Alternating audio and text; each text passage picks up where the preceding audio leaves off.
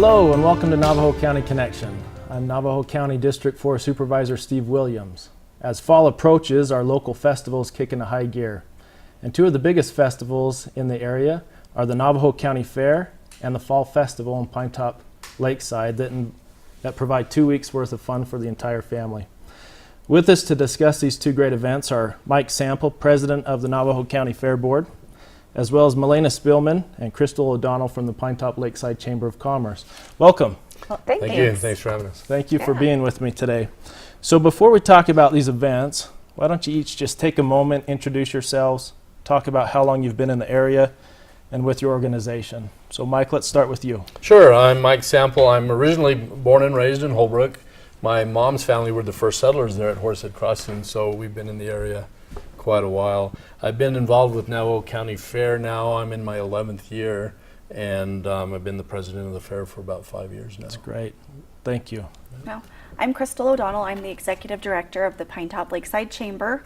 I moved here 10 years ago this month, and I've been at the chamber for 10 years in October. I've been the executive director for 4 of those years. That's great. Thank you, Crystal. You're welcome.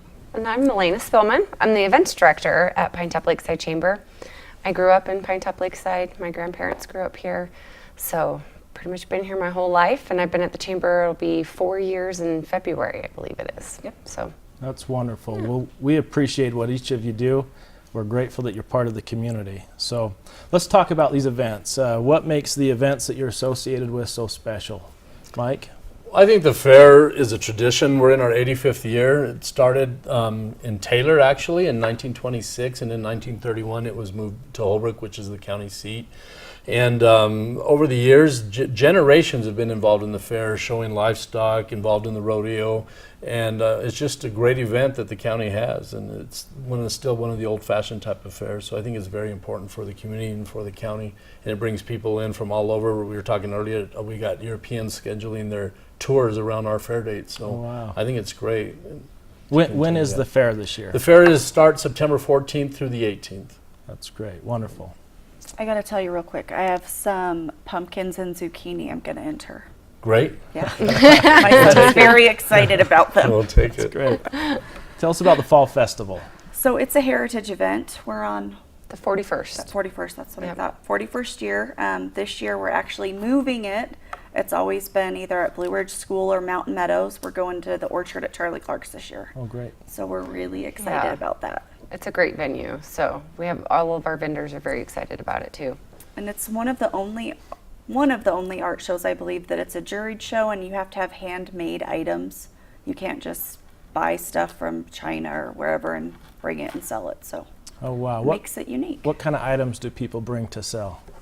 They bring like wood signs, jams, jewelry, metal art. Can you think of anything? We get some that do some sewing projects. They make aprons, some table runners.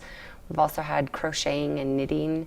We also have the people from the alpaca farm out in Pinedale. They come and they bring a lot of their handmade items, and they actually spin some of the yarn Really? right there at the Fall Festival. So yeah. All items that I'm not talented in is what you're saying. that can be Correct. sold. Yes, That's yes. Oh, good.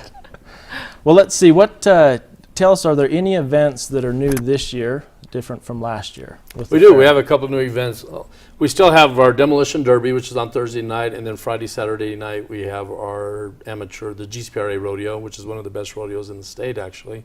But this year, we've actually added a concert, a country western concert. So we're bringing a professional group called Emerson Drive. They're going to have a concert on the south end. They're also going to be opened by Branch and Dean as their opening act. So that's new. And also on Sunday we will have we usually have a ranch rodeo on Sunday, but this year we're going to have a Southwest Junior Rodeo Association going to partner with us, and we'll have it holding a junior rodeo on Sunday. That's great. What are the events day by day with the fair? Well, on Wednesday is our opening day, and so we'll have opening ceremonies on the stage Wednesday evening at 6 o'clock, followed by the Miss Navajo County Teen Pageant. And then on Thursday we have the Demolition Derby. And then Friday morning we have roping slack. and Friday evening the rodeo, and Saturday we have the Little Buckaroo Rodeo, which gives a chance for the little kids to participate. And then Saturday night we have the rodeo performance again. That's great. And then Sunday the junior rodeo. Great. Wonderful. And with the fall festival, are there any items that are new this year? I'll let you answer that. Okay. Nothing so much new other than the fact that we moved to the orchard at Charlie Clark's. But it is a 3-day festival beginning at 10 a.m. on Friday, the 23rd, and we go to 5 p.m. that evening. And then Saturday, I guess this is a change. We will be having entertainment throughout the day, every day, Friday, Saturday, and Sunday. So quite a few different bands, some local, some not. We have a local DJ that's going to come out and perform on Saturday. So the festival on Saturday is 9 a.m. to 5 p.m. and Sunday is 10 a.m. to 3 p.m. And then of course on Saturday we have our annual Fall Festival Parade. And I think that this year is the 31st annual Fall Festival Parade. I've done a lot of parades. Yeah. And it's a great, I have to say it's great for me because growing up here, you know, I grew up going to the Fall Festival and the Fall Festival Parade, and the parade actually lines up on the street I grew up on. So, Oh, wow. so it's pretty fun to be able to plan it. But our theme this year is Wild Wild West, and our grand marshals are the White Mountain Sheriff's Posse. Oh, that's great. So, Good. yeah. That's wonderful. So, are there any particular events related to the Fall Festival that seem to be a favorite for members of the public? I would definitely say the parade. You know, the kids love to come out and watch the different floats. Kids love to participate. Sure. A lot of the school is Blue Ridge High School and the elementary school are really getting back involved in the community. So last year they had, I think, 6 floats, and they're working on probably a few more. This is from the students? 6 Yes, floats from so the this students? is all the students and each class from the high school, freshman through senior, each class is doing their own float. So it's exciting to get the kids back involved, and so that I think brings the community back together and gets everybody more involved. So That's Oh, great. we can't forget the car show. Run to Oh. the Pines car Oh. show's the same weekend. That's a Yes. huge event in Pinetop-Lakeside. It's not our event, but it's a huge draw that It's- weekend. It's not connected necessarily, but it brings Correct. yeah, a group of people. and of course they're together. chamber members. So Sure. And we do a burger burn for them on Thursday night. So we actually cook food. We've got drinks, beverages. We've got a DJ coming. And then we just want to thank all the car show participants for coming. and So- our fall festival vendors. Yep. So So what I'm getting is that between the middle of September towards the end of September, it's going to be one continuous good time in Yes. Navajo County. Pretty Is that, much. is that what I'm getting? Right. Even after the fair, actually at the fairgrounds, we're hosting the Southwest Indian Rodeo Finals. So just when the fair ends doesn't mean our work is over because we have another big event scheduled the Right following after. weekend. Right. Nice. So are there any, what are some of the members of the public, their favorite parts of the county fair? There's actually everything. Some people don't prefer to go to the rodeo. They'd rather go to the demolition derby. Like the kids of the county, a lot of the youth of the county are involved in junior livestock, so they work all year long preparing the animals for the show and for the sale. So they're excited to see how the sale is going to go and show their animals and get their awards. So I think a lot of them get excited to see that. We have a lot of midway entertainment. A lot of the kids like the balloon lady. We call her Popping Penelope. So she's a favorite with the kids there. And we have a couple of different bands. Moonshine Mafia will be on the stage. Harry Luge will be on the stage during midway. So there's something for everybody. So like I said, people like the demolition derby over the rodeo. Others prefer the rodeo. So there's many different things that they get excited Something about. for everyone. For there. everyone. How many people come to the fair each year? Do you know? With contestants and everybody, we're about 25 to 27,000 Wow. people, right? That's wonderful. So Mike, what event are you most looking forward to with the county fair? Probably The the, day end, but it's over. No. Actually, I enjoy everything. The rodeo I'm more involved with. My girls are involved in the rodeo, so we participate in that. So I think the rodeo is one of my favorite things. The specialty acts that we bring in are from the National Finals Rodeo, so that we'll have a couple of good ones. I don't want to, it's kind of a surprise, so hopefully people go and see it. But I think that's one of my favorite things, to see the entertainment that we bring in for the rodeo and stuff. And it's going to be really good this year. It's great. Right. That's great. Crystal, Malaina, do you have a favorite part of the Fall Festival? Okay, so my favorite part isn't necessarily at the Fall Festival. My son gets to award a trophy to a car at the car show every year. So Sunday I get to take him, and he picks out a car, and we give away a trophy on behalf of him in the chamber. So that's my favorite How part old's of your the son? weekend. He's 11. That's great. So he thinks it's the coolest That thing is cool. ever. He definitely thinks that's the coolest thing ever. That's cool. What about you, Malaina? I have to say my favorite part is, well, it's kind of a mix. I love the parade, and I love to see, like I said, growing up with all the people lining out, and my parents still live in the same house, so lining up there, you know, and seeing all the kids getting so excited to go out. But I love to walk around and see all the different vendors and the things that they've created, and just the talents that we have locally and around the state, around the country, really. We have a lot of vendors that come from out of state as well. So it's really neat to see all the different crafts and So you like ideas. shopping? Yeah, Okay. yeah. That's what I got out of Okay, it. Yes, that's yes, what I I do. was getting out of it too. And I like to dream and think that, oh, I could do that, but it never happens. So if our viewers want to learn more about the Fall Festival, where can they go to get that information? Go to our website. It's Pinetop-Lakeside-Chamber.com. No hyphen between Pinetop Lakeside, it's just all one word. It's great. And what about for the county fair? The same on our website, NavajoCountyFair.com, and also we have a Facebook page that you can get on our Facebook page and see all the different things that are scheduled for the fair. Great. So each of you, one last time, the dates for the events, and any last thing you'd like to say about the event. Well, the fair again is September 14th through the 18th. There's something for everyone, and I think it's a great tradition, great family values event to bring your family and create memories. So we'd like to just welcome everybody and come to the fair. Great. So the Fall Festival is September 23rd through the 25th. And again, it's going to be at the Orchard at Charlie Clark's this year. And I think we're going to have something for everybody too. We forgot to mention Game and Fish will be there.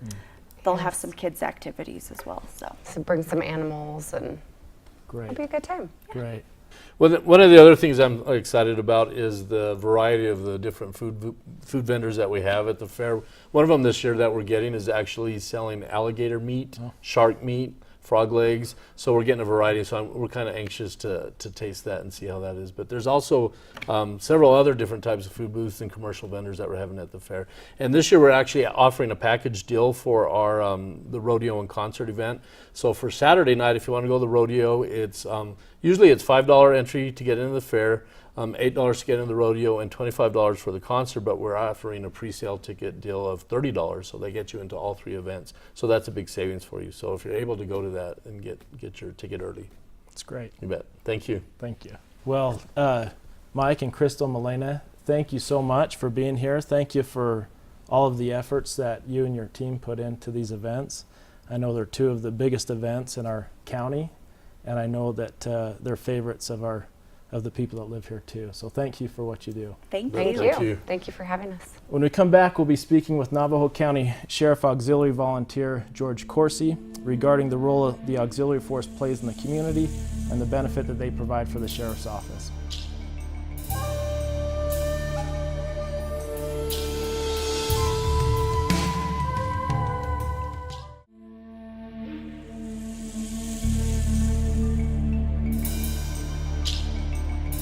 Welcome back to Navajo County Connection. Joined with me now is George Corsi of the Navajo County Sheriff's Office Auxiliary Volunteers. George, thank you for being here. Thank you for having me, Steve. You bet.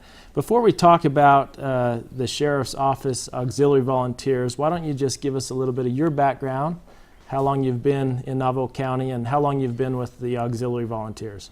Well, Steve, I've been a member of Arizona for 8 years, and Navajo County for 4 of those 8. And I've been with the Auxiliary Volunteers for 3 years.